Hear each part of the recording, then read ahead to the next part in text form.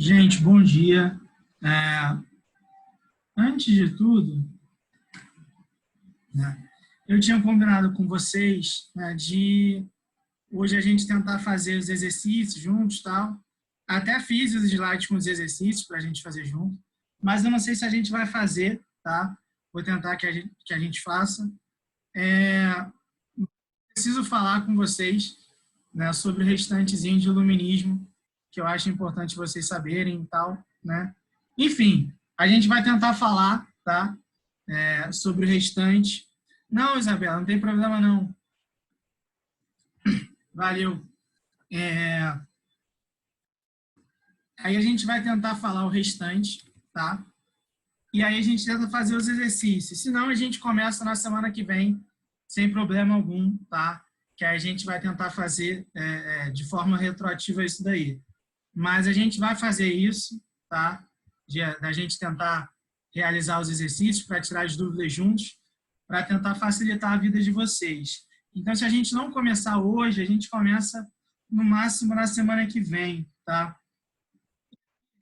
Deixa eu perguntar uma coisa para vocês. Vocês já estão com a apostila número 3? Camille, você já está também? Não estão? Beleza, tá. Então, mais um motivo, tá? Na semana que vem, a gente vai continuar falando de iluminismo, mas fazendo os exercícios, tá bom? Então, na semana que vem, a gente continua com o iluminismo, mas fazendo os exercícios. Eu, na semana passada, falei com o Breno, tá? E o Breno ele falou que vai disponibilizar para vocês o mais rápido possível. Ainda não foi possível disponibilizar, mas ele vai disponibilizar, tá? Então, eu vou dar até uma segurada no conteúdo por conta disso também. E aí a gente vai fazendo os exercícios, né? São importantes também, tá? Outra coisa, né? Mais um recado que eu tinha para falar aqui. Na semana passada, acho que foi semana passada, foi semana passada. A Isabela, né? Não, a Machada Unes, ela me pediu os slides, tá? E aí eu botei os slides lá no Escola Web. Eu botei através de recado para vocês. Não sei se o recado foi aprovado. Alguém sabe me dizer se vocês receberam essa mensagem? Não, eu peço para o Breno também para aprovar lá, para vocês terem o vídeo, né, das aulas que a gente está falando aqui e os slides também para quem quiser usar, né, não sei. Tá? Então, eu já deixei lá e aí hoje eu coloco os slides da aula de hoje também, tá bom? Para vocês continuarem estudando. E aí, o último recado antes da gente começar, tá? Eu anotei aqui tudo que eu tinha para falar.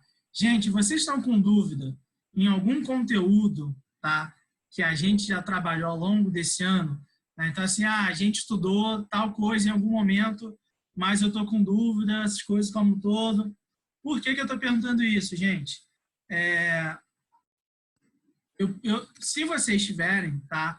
Não tem problema, vocês podem me falar, pô, Lucas, eu estou com dúvida em algum conteúdo de história geral X, a gente já viu, tá? Esse conteúdo nas aulas presenciais, mas eu estou com dúvida. Por que eu estou colocando isso? Tá? Que eu vou anotar aqui algum tema, né? Os temas que vocês forem me falando, e aí eu vou fazendo slides para vocês, né? E eu vou, né, agora, né, conseguir me organizar direitinho em tudo aqui, para eu começar a ajudar vocês e fazer alguns vídeos por fora, tá? Que aí eu disponibilizo para vocês estudarem também, além disso, né, fazer vídeo com os exercícios por fora. Vocês têm algum tema que estão com dúvida? Podem falar, não tem problema algum, me digam aí pelo chat, tá? Se tiverem, tá? Que aí eu anoto aqui e aí eu vou começando a organizar para fazer os slides em relação a tudo isso, para fazer, né, algum videozinho explicativo em relação a isso, beleza? Tá? Então, essas coisas é que eu tinha para falar para vocês hoje, tá? Agora, gente, a gente pode voltar, né, e começar a falar do nosso conteúdo, que é o conteúdo do iluminismo, né? Na semana passada, a gente começou a falar de iluminismo, né? E aí, quando nós estávamos falando de iluminismo, a gente falou basicamente, né, sobre o início desse movimento, né? A gente falou sobre aquelas características, né, que vão levar lá no século XVIII a gente chegar no movimento iluminista, né? Então, eu lembro que eu comentei com vocês, né, que no Renascimento, lá no início da Idade Moderna, a gente vai observar que houve uma mudança na mentalidade da sociedade, né? Então, com a ideia do Renascimento, né, com a ideia do humanismo, começou a ter uma transformação, né, no campo de pensamento, no campo mental da sociedade, mas, né, que o grande precursor, vamos dizer assim, do movimento iluminista foi René Descartes, né, que vem lá com a sua base de pensamento cartesiano, com aquela ideia do uso da razão, né, da dúvida em relação a todas as questões. Então, naquela aula, a gente começou a trabalhar, vamos dizer assim, com os antecedentes, com os fatores que levaram, né, ao movimento iluminista em si. Eu vou pedir, só para vocês me lembrarem o seguinte, além do Descartes, eu falei do John Locke ou não, gente? Alguém lembra se eu falei do John Locke? Eu acho que eu não falei. E aí, vamos lá. Além do René Descartes, tá? A gente vai ver a figura do John Locke. O John Locke, ele era um pensador inglês, tá? Na qual ele vai ser digamos assim, um dos pais, tá? Do que a gente entende, do que a gente defende como o contrato social, tá? O que seria a ideia do contrato social? A ideia do contrato social seria uma espécie de um acordo, tá? Seria a espécie de um acordo entre o governante, tá? No caso, a figura de um rei, e a sociedade como um todo, tá? Então, o que a gente vai observar? Que a população, a sociedade, ela vai abrir mão da sua liberdade total, tá? Então, dentro desse contrato social proposto por Locke, tá? A sociedade, ela vai abrir mão da sua liberdade total para, ao abrir mão dessa liberdade, ela poder ter felicidade, para ela poder usufruir da propriedade privada. Ou seja, eu abro mão da minha liberdade, mas, ao mesmo tempo que eu abro mão da minha liberdade, eu vou ter segurança para usufruir da minha propriedade privada e ser feliz. Então, o John Locke, ele começa a defender a existência de um pacto entre governo e sociedade. Ele está indo de forma contrária à ideia de uma monarquia absolutista, onde não existe um pacto entre governo e sociedade. Não existe um pacto na monarquia absolutista. O John Locke está defendendo, então, esse pacto. As pessoas vão limitar as próprias liberdades para elas terem segurança e garantir, né, a existência daqueles direitos naturais inalienáveis. Tá? O John Locke, ele também vai defender isso. O grande ponto que eu quero trazer para vocês é o seguinte: a junção das ideias, né, toda aquela junção do pensamento, tanto do Descartes quanto do John Locke, eles vão dar as bases, tá? Vai dar a base para o desenvolvimento do movimento iluminista, né? Como o uso da razão, né? Como o uso da ciência para a busca das explicações, né, do que estava acontecendo no mundo como um todo. Né? Não à toa, eu lembro que um dos últimos slides que eu coloquei para vocês na semana passada falava sobre a ideia, né, de que quando há, né, o desenvolvimento dessas ideias, né, e elas começam a se espalhar pelo continente europeu, vem aquela ideia de que através da luz e da razão, todo indivíduo ele é igual sendo diferente. Ou seja, por mais que os indivíduos, né, sejam diferentes entre si, eles têm que ter igualdade. E aí essa igualdade que a gente está trabalhando vai ser uma igualdade jurídica. Então, a partir daquele momento, o movimento iluminista que vem surgindo, ele vai defendendo uma igualdade jurídica para a sociedade. E aí essa igualdade jurídica, ela vai entrar em choque, obviamente, com a monarquia absolutista. Até aqui, tá tranquilo, gente? Deu para entender mais ou menos essa ideia? Baseado nisso, tá? Baseado nisso que a gente coloca que o iluminismo começa a surgir, a gente vai notar que a gente pode trabalhar com o iluminismo em duas partes, vamos dizer assim, tá? A gente pode trabalhar com o iluminismo baseado na ideia do liberalismo político, tá? E a gente pode trabalhar com o iluminismo baseado na ideia do liberalismo econômico. Aqui, primeiro, para vocês, eu botei a ideia do iluminismo baseado na ideia do liberalismo político. Existem alguns autores, tá?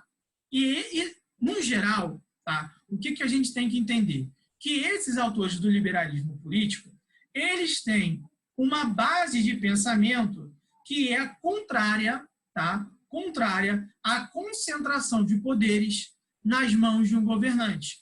Ou seja, a base de pensamento do liberalismo político é uma base que é contrária, que vai na contramão da concentração de poderes, que vai na contramão do absolutismo monárquico.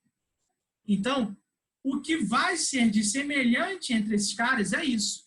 Porém, cada um vai ter uma base, né, um pouquinho mais ampla. Então, por mais que eles pensem isso, um vai pensar de uma forma, outro vai pensar de uma forma mais radical, outro vai pensar de uma forma mais comedida, tá? Então, é isso que eu vou tentar mostrar aqui um pouquinho para vocês rapidamente, tá? O primeiro pensador que eu coloquei aqui é o Voltaire, tá? O Voltaire, ele vai ser um grande defensor da tolerância, da liberdade de expressão e da monarquia constitucional. Então, o grande ponto que a gente pode começar a defender é que o Voltaire, ele vai lutar contra o absolutismo monárquico, mas ele vai passar a defender a existência de uma monarquia constitucional. Como assim uma monarquia constitucional? A monarquia constitucional, vamos dizer assim, é aquele modelo de monarquia na qual o poder do rei ele é limitado por uma constituição, tá? Então, o que a gente vai observar? Que, diferentemente do que acontece numa monarquia absolutista, numa monarquia constitucional vai existir a figura do parlamento, tá? E vai existir a figura de uma constituição. A Constituição é um conjunto de leis. Então, a partir daquele momento, o rei ele não é mais soberano, tá? O que passa a ser soberano é a Constituição. Então, o poder do rei ele está limitado por essa Constituição, né? O que a gente geralmente coloca, né, que o Voltaire ele é a favor de uma monarquia ilustrada, tá? Quando a gente fala de uma monarquia ilustrada, a gente está trabalhando com a ideia de uma monarquia na qual, né, existe um conjunto de leis, na qual existe o uso da razão, né, na criação dessas leis, e, acima de tudo, a gente vai defender que tem uma ideia de um pacto com a sociedade, né? Então, o que permite esse pacto entre governante e a sociedade, nesse caso que a gente está falando aqui, né, é a ideia da Constituição, beleza? E aí vem um ponto que é extremamente interessante. Se o Voltaire ele está defendendo, né, a tolerância, principalmente a tolerância religiosa, se ele está defendendo a liberdade de expressão, se ele está defendendo o fim do absolutismo monárquico, ele é um democrata? Não. Tá? Então, a gente tem que pensar isso. O Voltaire, por mais que defenda tudo isso que eu falei para vocês, ele não pode e nem deve ser considerado um democrata. E por que ele não deve ser considerado um democrata? Porque dentro da teoria, dentro da base de pensamento que ele constrói, ele defende claramente para a gente, tá, que o homem, tá, ele vai defender que o homem ele é igual, né, por natureza. Né? Assim que o homem nasce, todos os homens são iguais. Porém, a sociedade vai diferenciar esses homens. Ele vai colocar que só deva existir a igualdade jurídica. As desigualdades sociais, né, que vão existir, ele acha que isso é normal dentro da sociedade. Então, ele coloca que todos os homens têm que ter igualdade jurídica. Porém, as desigualdades sociais que vão decorrer da sociedade como um todo, do desenvolvimento da própria sociedade, eles chegam e falam o seguinte, ó, isso é natural, não tem como a gente alterar isso não tem como deixar igual. Tá? Então, o Voltaire ele vai trazer essa ideia para a gente. E aí, essa ideia do iluminismo só buscar, tá, uma igualdade jurídica, isso é uma característica marcante, né, desse movimento, isso é uma característica marcante de todo esse processo. Por que eu digo isso para vocês? Porque a base intelectual, né, quem tinha acesso, né, a ter toda essa bagagem intelectual, a estudar, a buscar esse conhecimento como um todo, né, eram membros da classe burguesa. Tá? Então, o movimento, né, iluminista, no geral, ele vai ter uma base bem burguesa. Logo, essa base burguesa ela vai defender uma igualdade jurídica, mas ela não vai defender, né, uma igualdade social como um todo. Beleza? Então, o Voltaire ele vai se inserir nesse contexto também. Ele defende uma monarquia ilustrada, uma monarquia constitucional, o fim da monarquia absolutista, mas ele não defende, tá, a existência de um modelo de um regime democrático como um todo. Tranquilo? Então, Voltaire ele vem com essa ideia. Agora, um pensador que é extremamente importante também para o movimento iluminista é o Montesquieu. Né? O Montesquieu, né, ele, em 1748, como está aí, ele vai escrever o Espírito das Leis. Tá? Na obra dele, no Espírito das Leis, ele vai fazer uma defesa. Tá? Ele vai fazer uma defesa da luta contra a concentração de poderes. Ele vai fazer uma defesa da luta contra o absolutismo monárquico. Dentro da obra, ele vai defender o seguinte, para a gente evitar governos despóticos, para a gente evitar uma concentração de poder, temos que dividir o poder que está nas mãos de um soberano em 3. Então, a gente vai dividir esse poder em executivo, legislativo e no poder judiciário. É justamente isso que ele vai defender, beleza? Nem sei se botei outra coisa, botei, tá? Então, ele vai defender uma divisão dos poderes. Então, o rei ele vai ficar responsável pelo executivo, né? Deputados, parlamentares vão ficar pelo legislativo e o judiciário vai ficar nas mãos de juízes, de pessoas competentes para realizar cada uma dessas ações, tá? E aí o Montesquieu, dentro dessa base de pensamento dele, a gente pode colocar que ele vai ser, vamos dizer assim, né, o símbolo, tá, desse movimento iluminista que vai se expandir em direção ao restante da Europa. Só para a gente ter uma noção, tá? Na Revolução Francesa, né, uma das bases de pensamento dela, que é o movimento iluminista, obviamente, tá, eles vão utilizar muito Montesquieu. E aí, repara, quanto Montesquieu ele é importante até hoje, né, que a ideia da tripartição de poderes que a gente tem na nossa sociedade é baseada, né, no pensamento de Montesquieu. E aí, né, isso é extremamente, eu digo que é até bizarro, porque eu lembro, né, há um tempo atrás, eu não vou lembrar agora o ano certinho, né, nessas manifestações que ocorreram no Brasil aí desde 2013, algumas manifestações bem doidas, né, eu lembro que uma vez eu vi em uma das manifestações pela TV, né, uma pessoa defendendo, né, o fim da teoria do Montesquieu. Né? Então, a pessoa lá com cartaz, fim a Montesquieu, ou seja, a pessoa estava indo totalmente contrária, né, a esse movimento de tripartição dos poderes para defender uma concentração de poderes novamente. Talvez, né, na figura de um presidente, né, na figura do executivo como um todo. Né? E aí, repara como, né, isso eu acho interessante da gente pensar, né, porque, né, cada vez mais, não sei quem está acompanhando TV, jornal, essas coisas, e eu tenho acompanhado o mínimo que eu posso, né, para manter minha sanidade mental, né, a gente está numa era, né, de negacionismo total. Né? O que eu estou querendo dizer com uma era de negacionismo total? As pessoas, cada vez mais, de forma assustadora, elas estão negando a ciência, né? Elas estão negando o uso da razão. né?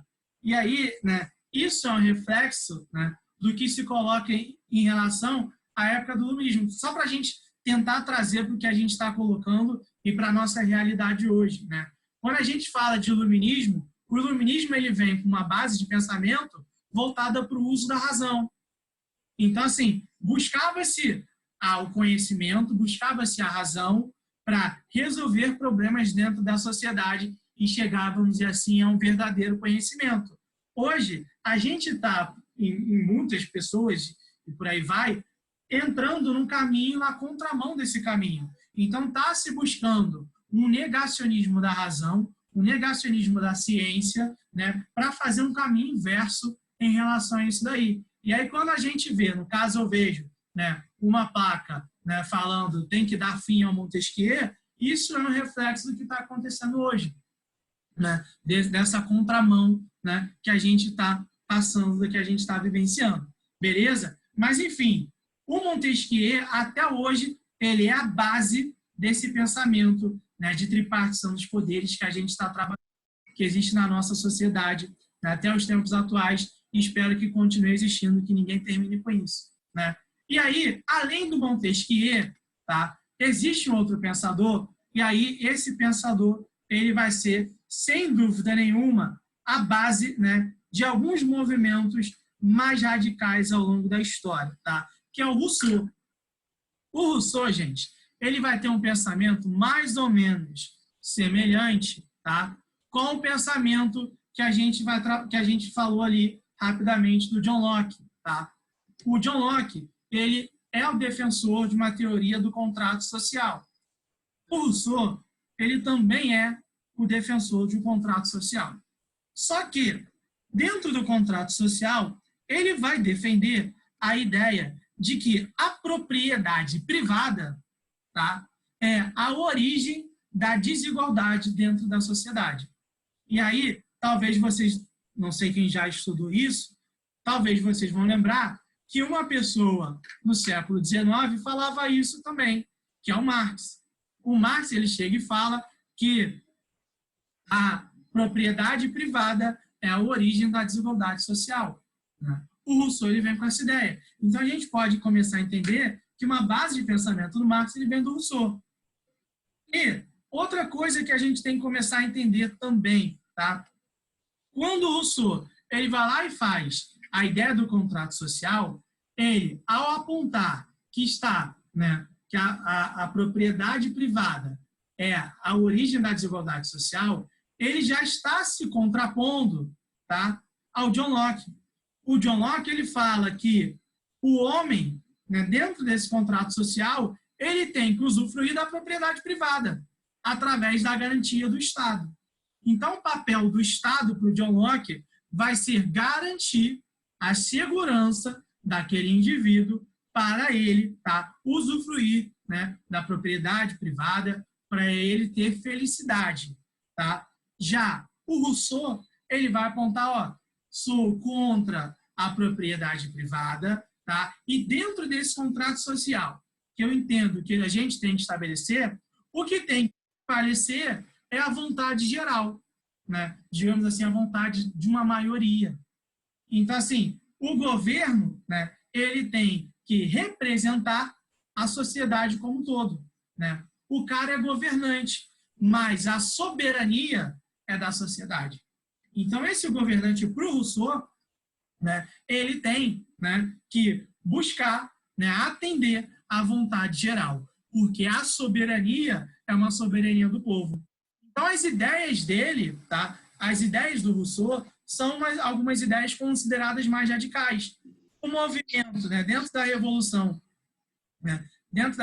Francesa como um todo, os jacobinos, né, vão ser muito influenciados por esse pensamento, pela ideia do Rousseau. Tá? Então, o Rousseau é visto, né, como um teórico um pouco mais radical. Então, naquele momento, né, naquela época, as ideias deles não eram bem aceitas. Tá? A ideia dele começa a ser bastante aceita por uma classe menos abastada, por uma classe mais popular, né, que, oriçada com aquele pensamento dele né, de que a propriedade privada era a origem da desigualdade, de que a vontade geral devia prevalecer, que vai começar a utilizar o Rousseau, né, como essa base de pensamento extremamente forte, beleza? Então, dentro do liberalismo político, a gente trabalha com Voltaire, com Montesquieu e com Rousseau. No entanto, tá, os grandes responsáveis pela disseminação daquele conhecimento iluminista, pela disseminação das ideias do iluminismo pela Europa, são dois caras, tá? O Denis Diderot e o Jean d'Alembert, tá? Os dois, eles vão ser responsáveis por criar a enciclopédia, tá? Então, eles vão ter como grande criação o enciclopedismo, tá? Que foi, né, um conjunto de livros, vamos dizer assim, né? Ao todo foram 17 volumes, né? E dentro desses 17 volumes, se não me engano, foram escritos entre 1750 a 1770, tá? Dentro desses 17 volumes, eles buscavam reunir, tá, todo o conhecimento, né, ou a maior parte do conhecimento humano em diversas áreas científicas, justamente para fazer com que esse conhecimento, né, ele fosse espalhado, né, ele se desenvolvesse em todo o continente europeu. Então, toda aquela base de pensamento, né, do Montesquieu, do Voltaire, do Rousseau, ela consegue se desenvolver no continente europeu graças à ideia do enciclopedismo, tá? E aí, isso aqui, né, isso é extremamente importante a gente pensar da enciclopédia, porque a enciclopédia, né, foi um livro que foi colocado no índex, né? E aí, só para a gente voltar lá em reformas protestantes, né? Quando há aquelas reformas protestantes, a Igreja Católica faz a sua reforma religiosa, né? Ela faz a reforma católica, ou o que alguns chamam, né, de contra-reforma. Dentro dessa contra-reforma, vai ter a criação do índex, que era o índice de livros proibidos. Então, naquele momento, quando a enciclopédia surge, ela entra no índex. O que isso quer dizer? Que ninguém poderia ler o índex. Isso foi tido como uma afronta, né, a todo aquele status que já era estabelecido na Europa de controle, né, das monarquias absolutistas, mas principalmente, né, do controle da Igreja Católica em relação à produção de conhecimento. Tá? Então, o que a gente está observando? Que vai surgir aqueles teóricos que a gente trabalhou, porém, vai vir também a ideia da enciclopédia, que vai ter como principal missão, né, difundir o conhecimento, né, em direção a outras regiões. Não ficar aquele conhecimento concentrado, né, apenas entre os pares, apenas entre os intelectuais, como se fosse numa bolha. Beleza? Até aqui, gente. Tudo tranquilo? Ficou alguma dúvida? Sinalizem para mim no chat, por favor.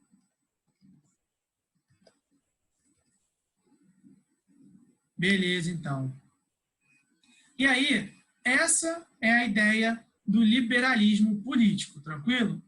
Agora, a gente vai falar a ideia do liberalismo econômico, tá? Em relação ao liberalismo econômico, a gente vai pensar em dois pontos. O primeiro é a ideia dos fisiocratas, que eu já vou até botar aqui, tá? E o segundo vai ser a ideia do Adam Smith, o pai do liberalismo econômico, como a gente conhece. A época que o liberalismo surge, tá? No campo econômico, a gente vai ver algumas características bem claras em relação, né, que a gente já trabalhou lá na nossa aula de formação dos Estados Nacionais Modernos, que a gente trabalhou na questão de economia, essas coisas como, tá? Quais eram as características econômicas da época? Era aquela ideia do mercantilismo que a gente já colocou, né, que o Estado controlava a economia, ele interferia direto em busca, né, de metais preciosos, em busca da balança comercial favorável, em busca do monopólio comercial, essas coisas como um todo. Tá? Então, a gente vai observar que naquele período ali, a economia ela era extremamente marcada, tá, por um controle do Estado. E aí, quando surge a ideia do liberalismo político, né, o movimento iluminista ele também vai ter a produção de conhecimento no campo econômico, na qual eles vão começar a defender que o Estado ele tem que começar a se ausentar da economia. Então, o Estado ele não tem que ficar interferindo tanto em questões econômicas. Os primeiros que vão defender isso são os fisiocratas franceses, tá? Na qual eles vão começar a defender o seguinte, ó, primeiro, a gente defende uma livre economia. A gente defende que o Estado não interfira na economia, tá? Porém, o Estado não interferindo na economia, isso é um ponto positivo. Só que ela só vai se desenvolver baseada na agricultura. Ou seja, nós só iremos conseguir um desenvolvimento econômico se a economia tiver como prioridade a agricultura. Eles falam que a agricultura é a única força geradora da natureza.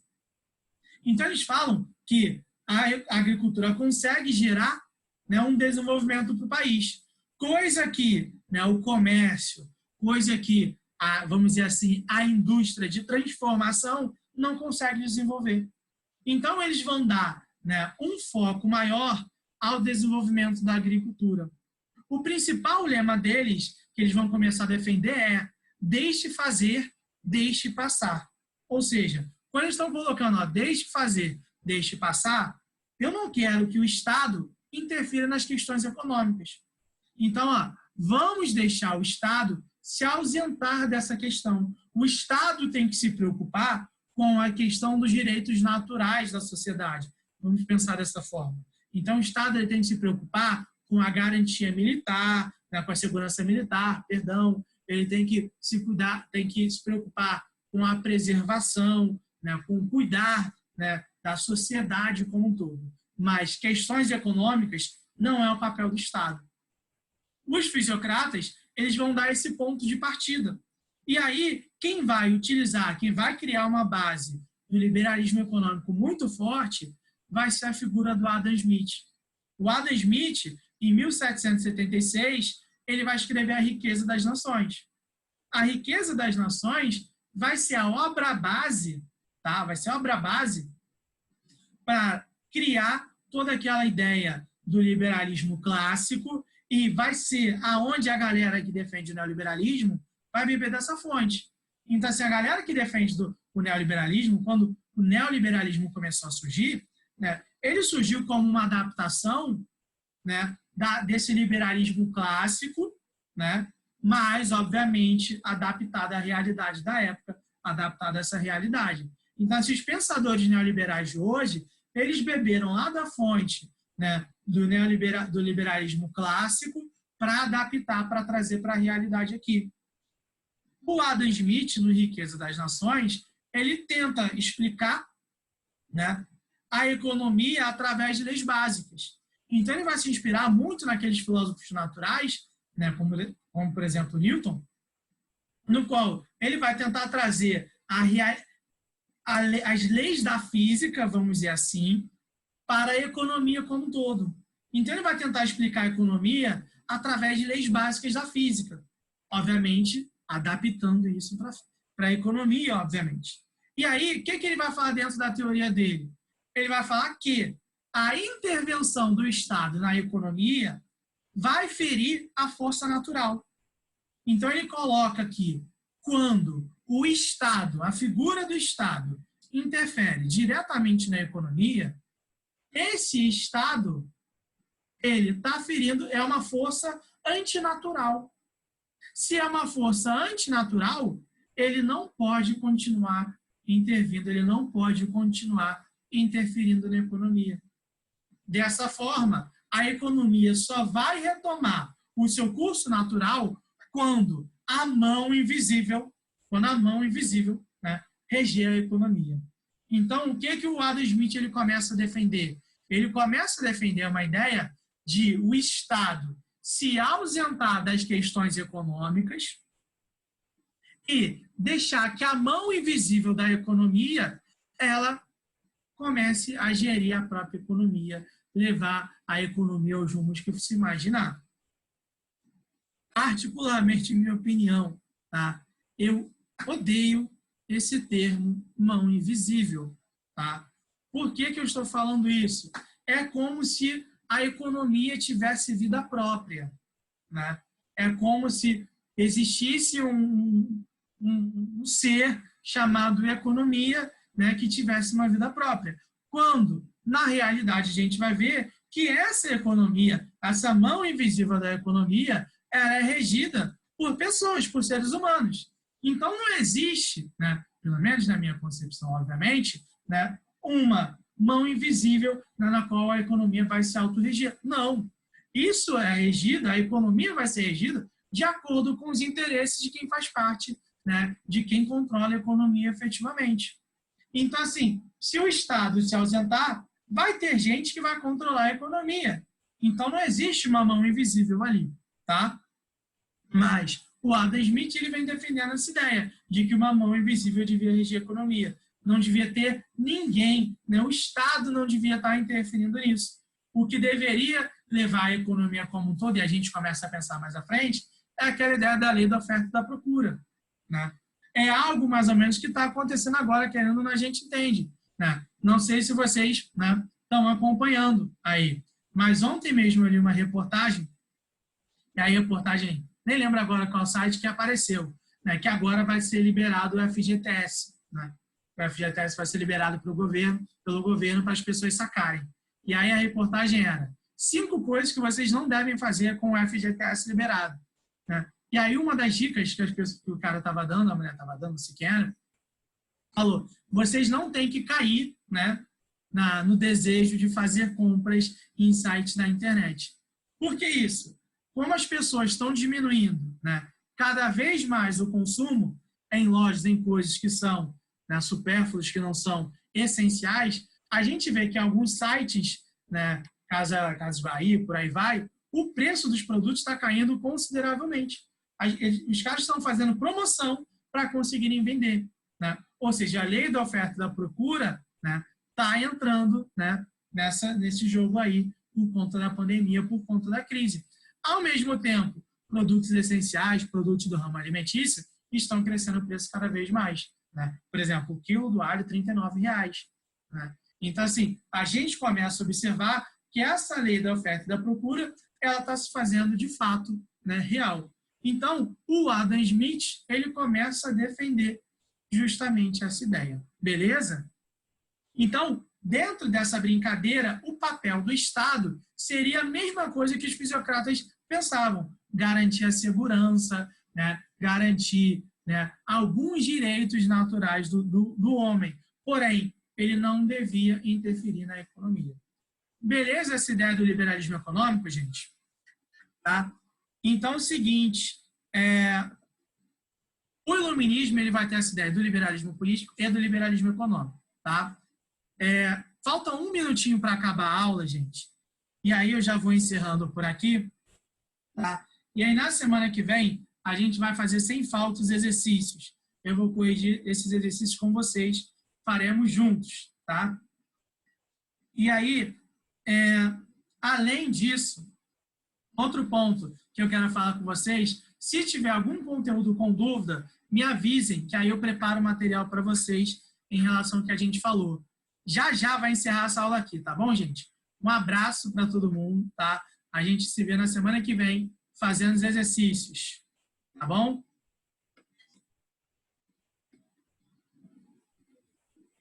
Tchau, tchau. Vou desligar aqui para todo mundo.